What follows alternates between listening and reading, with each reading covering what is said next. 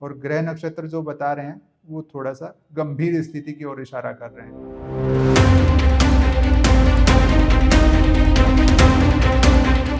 लोकसभा में विपक्ष के नेता कांग्रेस के युवराज राहुल गांधी ने एक ट्वीट किया। उसमें उसी जैन जी का जिक्र है जिस जैन जी के भरोसे नेपाल में तख्ता पलट हुआ है।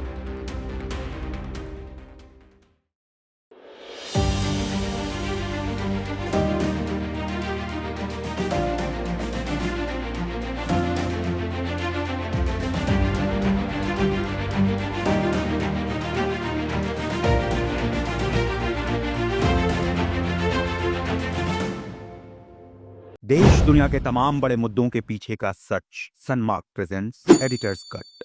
एक फिल्म में एक गाना आया था, दुश्मन ना करे दोस्त ने वो काम किया है, उम्र भर का जख्म मुझे इनाम दिया है। 1985 में आई थी आखिर क्यों। राजेश खन्ना, टीना मुनीम, राकेश रोशन और स्मिता पाटिल इसमें किरदार थे। ये गाना ट्रंप और मोदी इन दोनों की दोस्ती पर बिल्कुल फिट बैठ रहा है। ट्रंप बार बार दोहराते हैं कि प्रधानमंत्री मोदी मेरे बहुत अच्छे मित्र हैं, और फिर ऐसा कांड कर देते हैं, कुछ ना कुछ एक आध बम फोड़ देते हैं कि मोदी जी को फिर सोचना पड़ता है कि ये दोस्त है कि दुश्मन। नमस्कार दोस्तों, इस बार के एपिसोड में हम बात करने वाले हैं कि ट्रंप ने मोदी के सिर पर एक और बम फोड़ दिया है इनडायरेक्ट वे में। कई सारे उसके इफ बट किंतु परंतु हैं, लेकिन अल्टीमेटली भारत पे उसका सीधा असर आने जा रहा है। 2 दिन पहले ट्रंप, अमेरिकी राष्ट्रपति डोनाल्ड ट्रंप ब्रिटेन गए थे, वहां के किंग से मिले। वहां उन्होंने एक बयान दिया कि प्रधानमंत्री नरेंद्र मोदी मेरे बहुत अच्छे मित्र हैं, लेकिन भारत पे 100% टैरिफ लगाइए। इससे पहले वो पिछले हफ्ते उन्होंने एक और बयान दिया था। उस समय उन्होंने कहा था कि प्रधानमंत्री मोदी मेरे दोस्त हैं, भारत के साथ हम ट्रेड डील पर आगे बढ़ रहे हैं, लेकिन यूरोपियन यूनियन को फिर भी भारत पर 100% टैरिफ लगाना चाहिए क्योंकि वो रूस से तेल खरीद रहा है। अब ऐसे दोस्त क्या कहिए उनको कि वो किसी भी तरह आपको आघात पहुंचाना चाहते हैं। अब उन्होंने एक और नया कारनामा कर दिया है। शुक्रवार आधी रात से एक नया नियम लागू कर दिया है कि H1B वीजा जो है उस पे जो भी आदमी अमेरिका जाना चाहेगा उसको हायर करने वाली, उसको नौकरी देने वाली कंपनी को $1 लाख हर साल देने होंगे, यानी 88 लाख रुपया तो सरकारी फीस हो गई उसकी। अब तक वो 1700 से $4500 था, यानी 1 लाख से 6 लाख रुपए लगते थे अभी साल के, अब 88 लाख देने पड़ेंगे कंपनी को।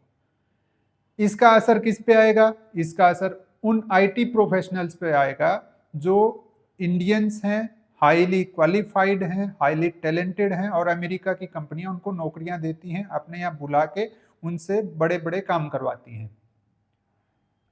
भारत पे इसका असर क्यों आएगा?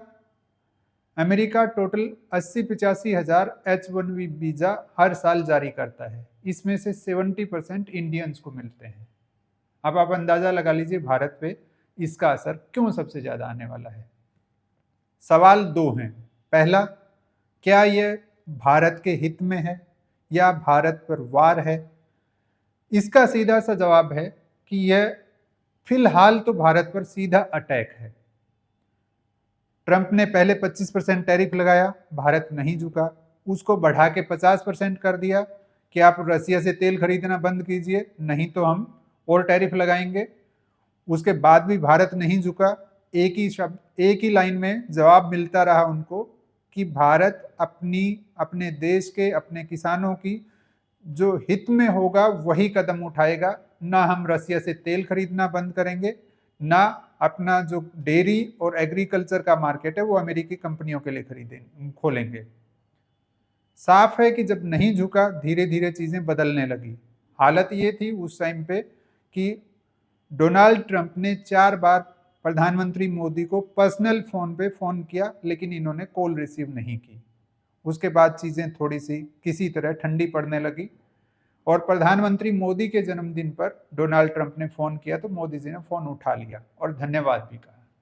उन्होंने बर्थडे विश किया तो मोदी जी ने उनको धन्यवाद कहा। लगा कि बर्फ पिघलने लगी है, अब चीजें लाइन पे आ जाएंगी। उसके बाद अमेरिका ने अपने एक उच्च अधिकारी को डील करने के लिए, ट्रेड डील करने के लिए, व्यापार समझौते को आगे बढ़ाने के लिए अपने एक उच्च अधिकारी को भारत भेजा। वो एक दिन की मीटिंग भारत में करके लौटे और उसके बाद दोनों पक्षों की तरफ से कहा गया कि संभवतः जल्दी ही डील हो जाएगी, हम सही दिशा में आगे बढ़ रहे हैं।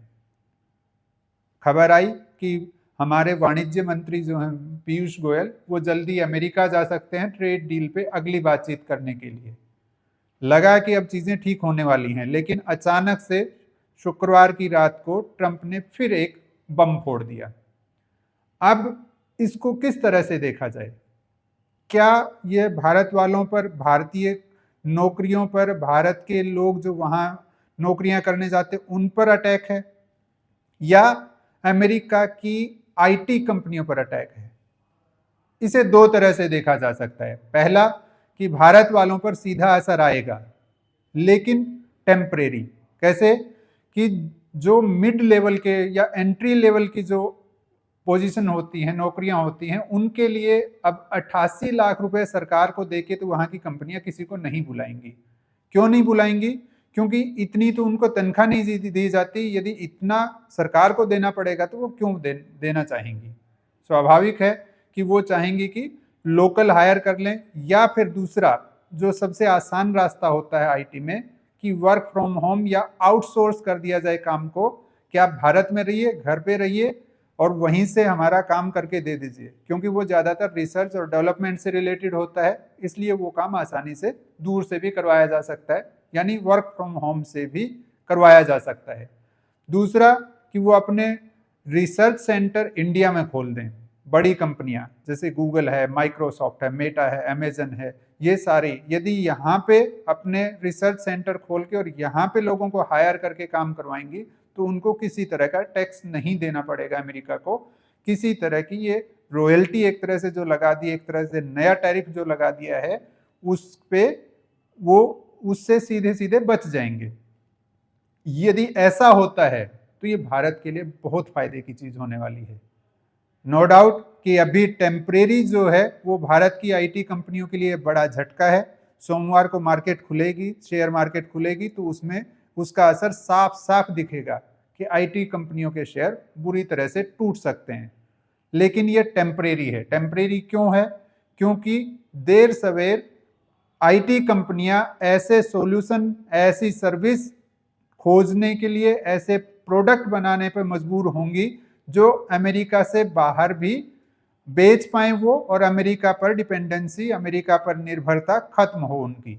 यदि ऐसा हुआ तो भारत की आईटी कंपनियां एक नए लेवल पे उभर के सामने आएंगी। दूसरी चीज, अब तक जो ट्रंप कहते आए हैं वो झूठ बोलते रहे हैं। वो कहते रहे हैं कि हम पर भारत इतना टैरिफ लगाता है जितना दुनिया का कोई भी दूसरा देश नहीं लगाता, इसी कारण से हम भारी व्यापार घाटे में हैं। सही है, एक लेवल तक ये बात सही दिखती भी है। आंकड़ों में यदि जाएं तो लगता है कि भारत जितना एक्सपोर्ट अमेरिका को कर रहा है उतनी चीजें इंपोर्ट नहीं करता, और टोटल जो इन दोनों का शेयर है वो 125 अरब डॉलर के आसपास है, जिसमें से 46 अरब डॉलर का शुद्ध फायदा भारत को होता है निर्यात से। लेकिन ये सिर्फ माल की बात है, प्रोडक्ट्स की बात है। सर्विसेज की बात करें तो अमेरिका भारत से बहुत सारा पैसा कमा रहा है, अमेरिकी कंपनियां बहुत सारा पैसा कमा रही हैं, उसका ट्रंप कहीं जिक्र नहीं करते। यदि सिर्फ आईटी और कंसल्टिंग सर्विसेज की बात करें तो अमेरिका को भारत से लगभग बराबर का शेयर मिलता है। यानी भारत जितना वहां एक्सपोर्ट करता है, हमारी जो आईटी कंपनियां जितना एक्सपोर्ट वहां करती हैं लगभग उतना इंपोर्ट करती हैं। मामूली सा अमेरिका इसमें फायदे में है। लेकिन जो लोकल ऑपरेशंस और सेल्स वगैरह जो कंपनियां चलाती हैं उनके रेवेन्यू में अमेरिका बहुत फायदे में है। किस तरह की कंपनियां? जैसे ट्विटर है, फेसबुक है, व्हाट्सएप है, या एक्स है, या अमेजन है, या वॉलमार्ट है। ये कंपनियां भारत में 81 बिलियन डॉलर कमा रही हैं, अमेरिका ले जा रही है 81 अरब डॉलर, जबकि भारत वहां सिर्फ 40 अरब डॉलर का कारोबार इसमें कर पाता है। यानी उसको शुद्ध मुनाफा 41 अरब डॉलर के आसपास है। जो व्यापार घाटे का रोना अमेरिका रोता आया है वो तो यहीं बराबर हो जाता है। इसके अलावा स्टूडेंट्स जो हैं, भारत के स्टूडेंट अमेरिका जाते हैं पढ़ने के लिए, लगभग 13 बिलियन डॉलर, 13 अरब डॉलर वहां खर्च करते हैं, अमेरिका को भारत से मिलता है। जबकि भारत में अमेरिका का कोई स्टूडेंट पढ़ने नहीं आता, यानी ये उसका शुद्ध मुनाफा है।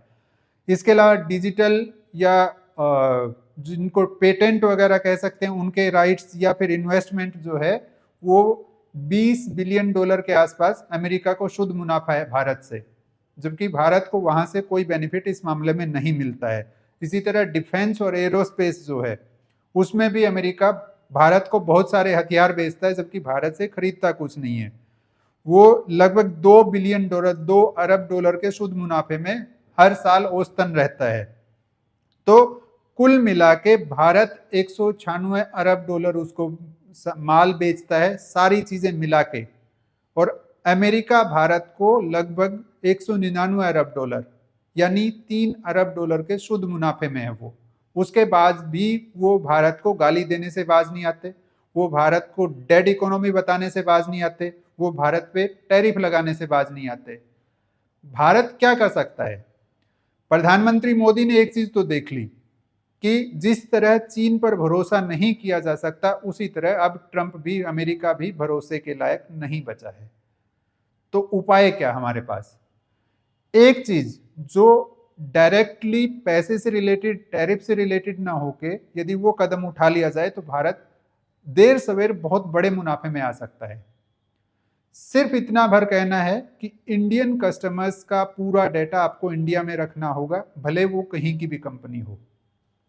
उसका परिणाम क्या होगा कि गूगल को अपने डेटा सेंटर इंडिया में खोलने पड़ेंगे, मेटा को अपने डेटा सेंटर इंडिया में खोलने पड़ेंगे, अमेजन, वॉलमार्ट को, ट्विटर को, सबको इंडिया में अपने डेटा सेंटर खोलने पड़ेंगे।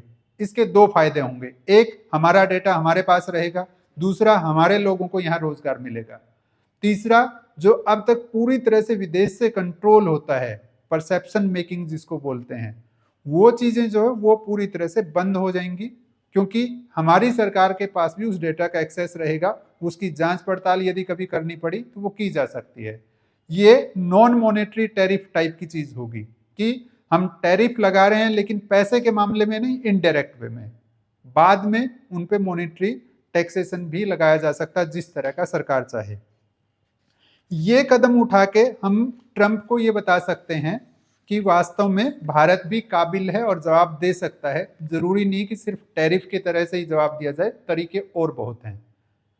लेकिन क्या भारत ऐसा कर पाएगा? लगता नहीं है, बल्कि उल्टा ये लग रहा है कि भारत धीरे धीरे अमेरिका के सामने झुकने लगा है। ऐसा क्यों लग रहा है?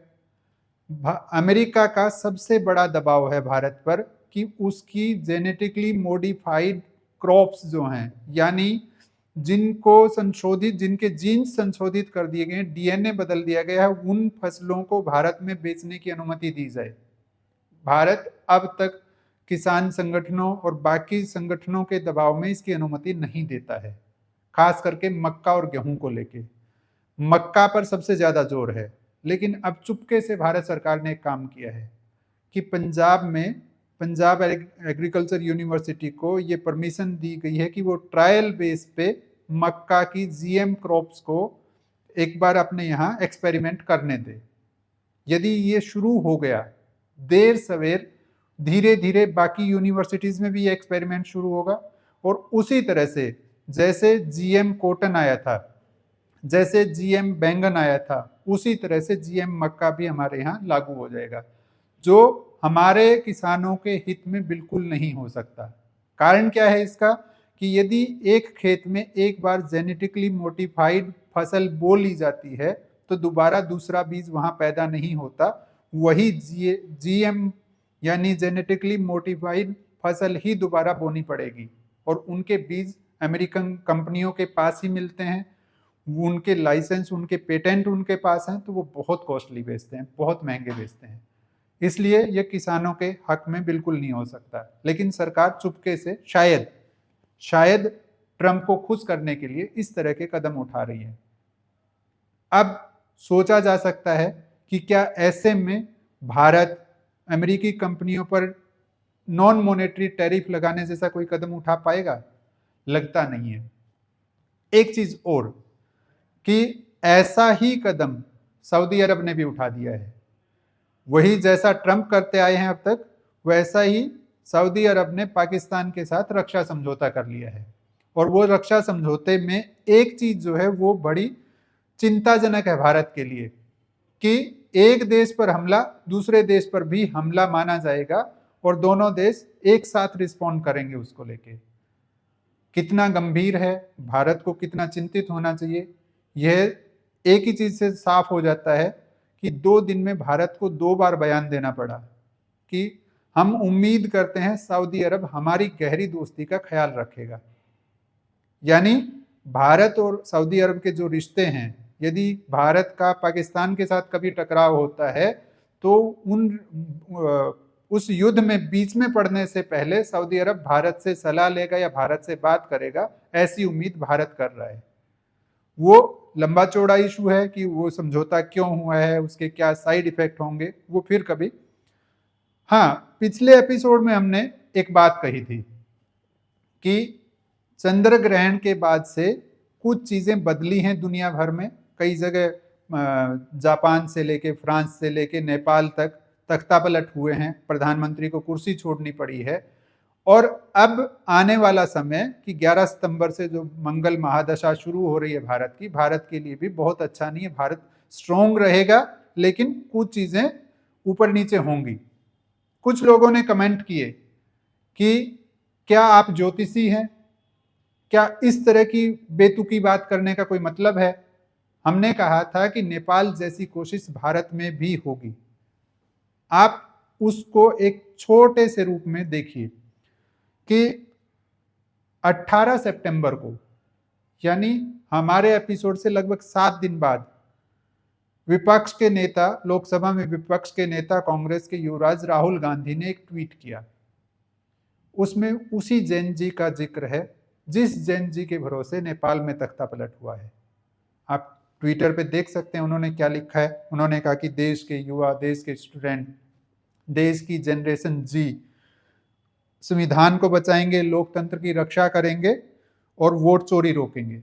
वोट चोरी पे विशेष दबाव, उनका खास दबाव है, खास जोर है कि वोट चोरी हो रही है देश में। एक माहौल बनाया जा रहा है कि चुनाव आयोग भी वोट चोरी में शामिल है और सरकारें जो बन रही हैं वोट चुरा के बन रही हैं। खैर वो जांच का विषय हो सकता है, आरोप प्रत्यारोप लगातार चल रहे हैं, लेकिन जिस तरह की बात हम कह रहे थे कि माहौल बनाने की कोशिश होगी, वो शुरू हो गई है। हम नहीं कह रहे कि सही है गलत है, हम सिर्फ ये कह रहे हैं कि उस तरह की चीजें होनी शुरू हो गई हैं और ये आने वाले समय में कुछ दिनों तक बढ़ेंगी। एक चीज और, हमने उस समय कहा था कि भारत पर टैरिफ और बढ़ेगा। ये जो H1B वीजा पर टैरिफ लगा है, ये उसी दिशा में उठाया गया कदम है। इनडायरेक्ट वे में इंडियन IT कंपनियों पर लगाया गया टैरिफ है ये, और भारत को प्रेशराइज करने के लिए लगाया गया टैरिफ है ये, ताकि ट्रेड डील में भारत और झुक जाए। अब होगा क्या, यह आने वाला समय बताएगा। हालांकि भारत झुकने को तैयार नहीं है और संभवतः झुकेगा भी नहीं। यदि ऐसा हुआ तो ट्रेड डील और डिले हो सकती है, और देरी हो सकती है। बाकी देखिए, भारत झुकेगा नहीं तब भी मजबूत होके ही निकलेगा। जो ट्रंप कर रहे हैं वो संभवतः कर इसलिए रहे हैं कि अमेरिका की कंपनियां ज्यादा मुनाफा कमा पाएं, लेकिन ये आपदा में अवसर भारत के लिए भी है। यदि भारत की IT कंपनियां सही दिशा में आगे बढ़ी तो भारत बहुत तेजी से बहुत आगे बढ़ सकता है। देखिए आगे आगे होता है क्या। नमस्कार।